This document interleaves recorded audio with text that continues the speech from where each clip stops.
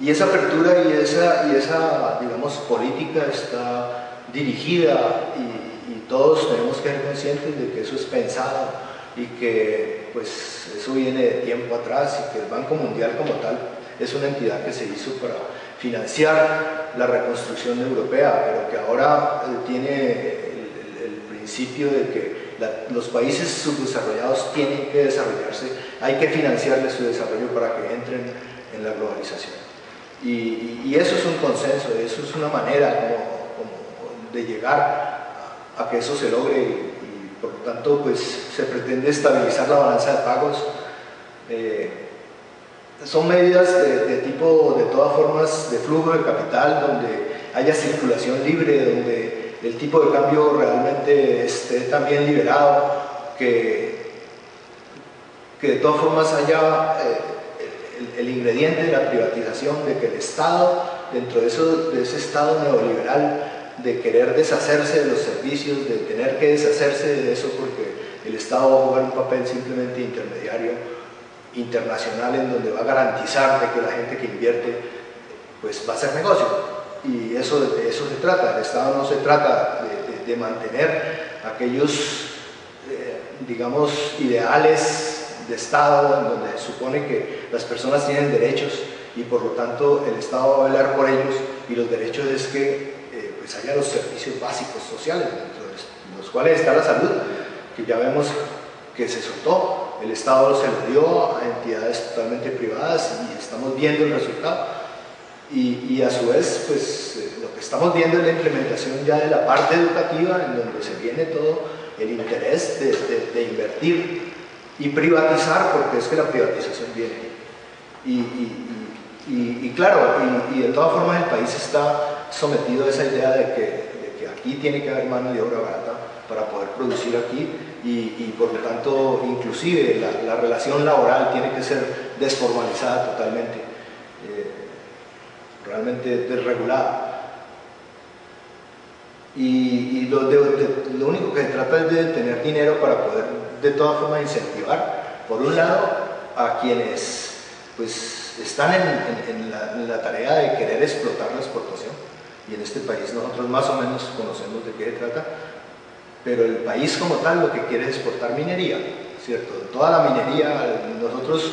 vamos a mirar cómo los recursos naturales van a fluir, así como fluye el dinero de toda Latinoamérica, seguirá fluyendo, y eso pues es más difícil de parar ahora que uno se da cuenta que los gobiernos realmente ya no tienen ninguna autonomía. La autonomía nacional podría ser algo que nosotros deberíamos cuestionar, y la autonomía nacional la estamos viendo totalmente burlada, como la acabamos de ver con un presidente que acaba de hacer la tarea. Entonces los estados entran en crisis fiscal y realmente tienen que cumplir intereses, como le pasa a este país, por ejemplo, ahora que firmó el TLC, el Estado se tiene que poner a arreglar toda la infraestructura para poder competir, o si no eso va a ser todavía peor de lo que se espera. Y en últimas, pues hace una necesidad de financiación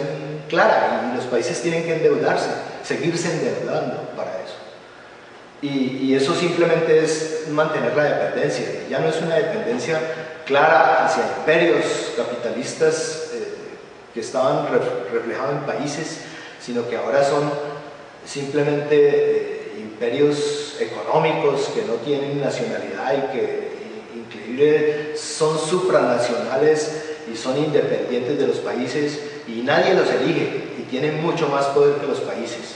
y eso es lo que hace muy complejo el poder analizar en este momento para personas como nosotros, profesores que venimos desde hace mucho tiempo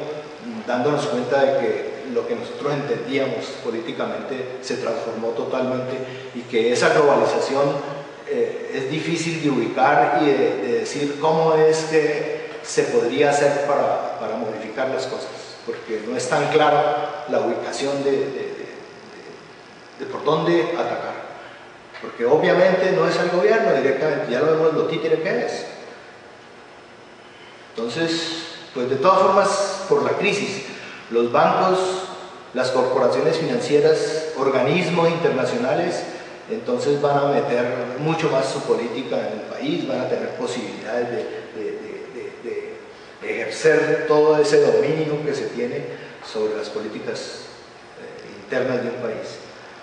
Y obviamente en el país tienen que existir grupos sociales que facilitan las cosas, y nosotros vemos que hay grupos sociales aquí interesados de que eso se haga, y son muy localizados, y no son el interés de los colombianos, obviamente, es el interés de los comerciantes o de aquellas personas que están invirtiendo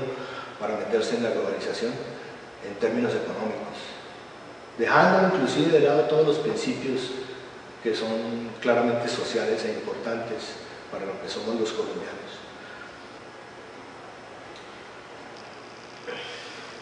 Entonces, si el crédito trae condicionamiento, eso lleva a implementar ajustes estructurales que obviamente reducen la autonomía nacional, y eso es lo que tenemos que ver. Nosotros estamos viendo claramente eso en este momento. La coyuntura no, es un ejemplo pues prácticamente evidente, y pues obviamente vemos que las reformas se vienen por las orientaciones políticas que se han dado. Entonces, ¿qué ha pasado? Que los países del tercer mundo se convirtieron desde hace 3 décadas en países que están simplemente entregando dinero. Los flujos de dinero externo no compensan los flujos que salen, y los flujos que salen realmente, que van al primer mundo, es por pago de intereses de todas las deudas, de todos esos programas que se han implementado y que realmente en últimas no han hecho sino enriquecer a unos cuantos, pero no sacan a los pueblos del atraso social en que están. Y se ven entonces ingentes cantidades de dinero que salen de los países de Latinoamérica con ese destino. Y aquí hay un dato que quiero dejar, y es a mediados de los 80s,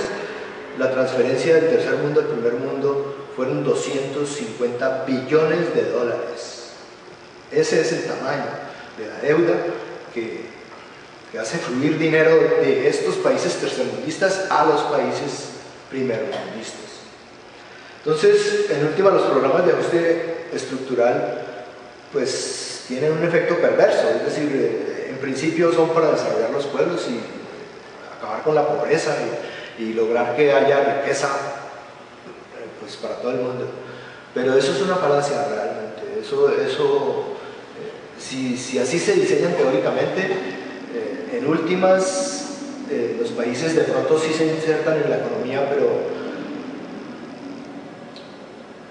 digamos que el subdesarrollo más bien se marca, se desarrolla más. Es decir, hay mucho más subdesarrollo después de esas políticas. La manera como los comercios se desarrollan, de todas formas, terminan golpeando las pretensiones sociales, lo que es importante para vivir. Y los beneficiados son pocos, realmente, y eso, pues, el que se recorten posibilidades sociales es muy sentido, y es sentido en toda Latinoamérica. O sea que si nosotros miramos qué ha pasado, pues en principio los análisis críticos de lo que ha sucedido con las políticas del Banco Mundial es que pues han sido devastadoras. Simplemente la actividad económica se contrajo, hubo aumento del desempleo, y eso pues lo estamos viendo no solo aquí. Pues cuando uno ve los indignados de España porque hay 4 millones de desempleados, de pronto capacitados, porque ese país invirtió en meterse y se endeudó muchísimo en tener población capacitada, y de todas formas no tiene cómo darles una manera de emplearlos, y eso es un problema social del cual se hay que indignarse, y de pronto aquí en este país no nos indignamos porque estamos acostumbrados a que si no hay trabajo entonces hagamos cualquier cosa, hasta todo lo que debemos hacer como consecuencia de eso. En últimas, la pobreza ha aumentado y la desigualdad social ha aumentado, y los servicios sociales se han reducido, y eso es consecuencia de todas estas décadas de implementar políticas que parecen o dan la impresión